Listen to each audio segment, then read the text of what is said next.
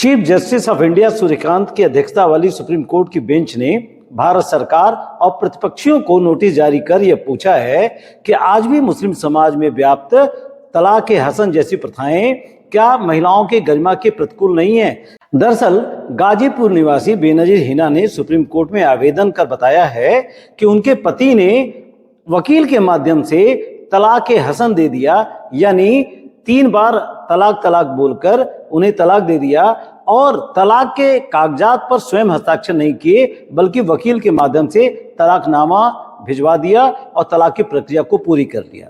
इसका दुष्परिणाम ये है कि अब उनके पास यानी बेनजीर हिना के पास अपने बच्चे को स्कूल में एडमिशन दिलाने के लिए कोई सही कागज नहीं है।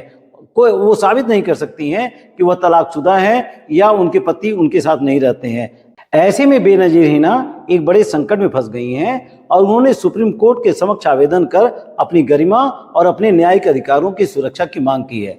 सुप्रीम कोर्ट ने भी उनके आवेदन पर गंभीरता से विचार करना शुरू कर दिया है और सुप्रीम कोर्ट की एक बेंच ने बकायदा इस पर सुनवाई शुरू भी कर दी है। अभी हाल में सुप्रीम कोर्ट की बेंच ने भारत सरकार से पूछा कि इस मामले में यानी तलाक हसन के मामले में जिस तरह से वकीलों के माध्यम से तलाक लिया जा रहा है यह कहां तक वैध है और कहां तक ये मुस्लिम प्रथा के अनुकूल है। इस प्रकरण में चर्चा को हम आगे बढ़ाएं इसके पहले आपको समझ लेना चाहिए कि तलाक हसन क्या है और यह तलाक विद्दत यानी 3 तलाक से किस प्रकार भिन्न है। तो सबसे पहले हम तलाक विद्दत यानी 3 तलाक को समझते हैं। जब पति अपनी पत्नी को एक ही बार में 3 बार तलाक तलाक तलाक बोलकर अपने पत्नी और पत्नी के रिश्ते को खत्म कर दे तो इसे 3 तलाक कहते हैं। भारत में यह अवैध और असंवैधानिक घोषित किया जा चुका है। वर्ष 2017 में सुप्रीम कोर्ट ने अपने एक आदेश में 3 तलाक को असंवैधानिक घोषित किया था। इसके बाद भारत सरकार ने वर्ष 2019 में मुस्लिम महिलाओं के लिए कानून बनाकर 3 तलाक को पूरी तरह से असंवैधानिक घोषित किया, अवैध घोषित किया और इसको पालन करने वाले को 3 वर्ष के कारावास की सजा है। तो इस तरह से भारत में 3 तलाक पर प्रतिबंध लगाया जा चुका है। लेकिन तलाक हसन आज भी प्रचलित है। तो अब जानने की कोशिश करते हैं कि तलाक हसन क्या है। जब पति अपनी पत्नी को 1 महीने में एक बार तलाक बोलता है, फिर 1 महीने का समय लेता है और फिर दूसरे माह में फिर तलाक बोलता है और उसके बाद भी 1 माह का समय लेता है और तीसरे महीने में फिर तलाक देता है, यानी 3 महीने में 3 बार तलाक तलाक बोलता है और इस तरह से पति और पत्नी के बीच में 3 बार तलाक बोलने के बाद पति पत्नी के रिश्ते को खत्म कर दिया जाता है। तो इसे तलाक हसन कहते हैं। मुस्लिम समाज में आमतौर पर इस प्रथा को सुरक्षित और मर्यादित माना जाता है। कारण यह है कि यह 3 तलाक की तरह से पति और पत्नी के रिश्ते को एकाएक खत्म नहीं करता है। तलाक हसन में यदि पति अपनी पत्नी को तलाक दे देता है तो उसके बाद उसे 2 महीने का वक्त और मिल जाता है और एक बार तलाक बोलने के बाद वह 1 महीने बाद ही दूसरी बार तलाक बोल सकता है और इस तरह से उसके पास यानी पति और पत्नी के पास पूरा एक वक्त होता है जब वो आपसी मतभेदों को दूर करके और तलाक जैसी समस्या से बच सकते हैं। लेकिन यदि ऐसा नहीं हुआ यानी दोनों को मतभेद खत्म नहीं हुए तो दूसरे महीने में पति दोबारा तलाक बोलेगा और इस तरह से 1 महीने का वक्त फिर मिल जाता है कि पति पत्नी या उनके रिश्तेदार आपस में मिलकर आपसी तलखियों को खत्म कर सकें और दोनों के रिश्ते को एक बार बचा लें।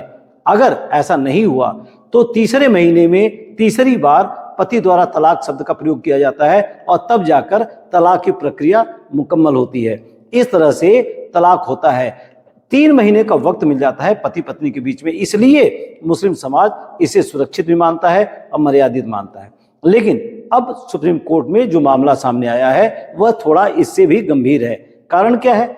ऐसा पाया गया है कि कई बार मुस्लिम पुरुष स्वयं पत्नी को तलाक न देकर वकीलों के माध्यम से तलाक प्रक्रिया को पूरा कराते हैं, यानी वकीलों के माध्यम से महिलाओं को तलाक की नोटिस भिजवाते हैं 1 महीना, 2 महीना और तीसरे महीना और इस तरह से 3 माह तक नोटिस भिजवा के तलाक की प्रक्रिया को पूरा कर लेते हैं। ऐसा ही हुआ बेनजीर हिना के साथ। अब बेनजीर हिना के पास तलाक का कोई कागज नहीं है। उनका कहना है कि तलाक के कागज जो उनको दिए गए थे वो वकीलों के माध्यम से दिए गए जिन पर उनके पति के कोई हस्ताक्षर नहीं है।